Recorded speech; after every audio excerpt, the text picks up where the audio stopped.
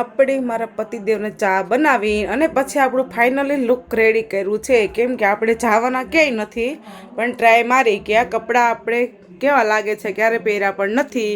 અને આ ફ્રોક મારા તોલુએ મને લેવડાવ્યું છે જુડિયોની અંદરથી, 500 રૂપિયાનું જાયું હતું. એ જે મમ્મી લઈ લે, બહુ મસ્ત લાગશે એ કે. તો આપણે તોલુની વાત માનીને પહેલું જ વહેલું લીધું હતું. અને આજે પહેલાં મેં શોર્ટ એટલા કપડાં પહેર્યા છે. અને આ કાનની એરિંગ પણ આપણે આટલી મોટી પહેલી જેલી લીધી છે. તો કેવી લાગે છે કાનમાં, સારી લાગે છે કે નથી લાગતી, તમે મને કોમેન્ટ કરજો બધાય. અને ધૂળેટી છે તો આપણે કહે છે ને બહાર ગયા નથી, કેમ કે પતિદેવને ફેરવા એમ હતા નહીં, કેમ કે લોકો કલર માથે નાખે તો એને થોડોક પ્રોબ્લેમ આવે, એટલે આપણે નથી ગયા, ઘરે જ છવી. અને ધૂળેટી અમે પણ રમતા પણ નથી બંને. તો જો આ ઇયરિંગ છે ને કેવા લાગે છે કાનમાં, સારા લાગે છે તો કહેજો મને. આ એક્ઝિબિશનમાં ગઈ હતી ને ત્યાંથી હું લાવી હતી.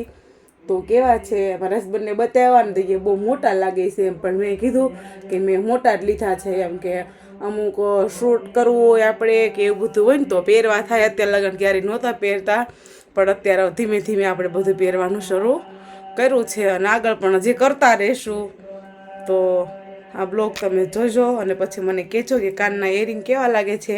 અને વ્હાઈટ અને ગ્રે કલરનું અંદર ડિઝાઇન છે, તો ટોપ સારું લાગે છે કે નહીં કહેજો મને.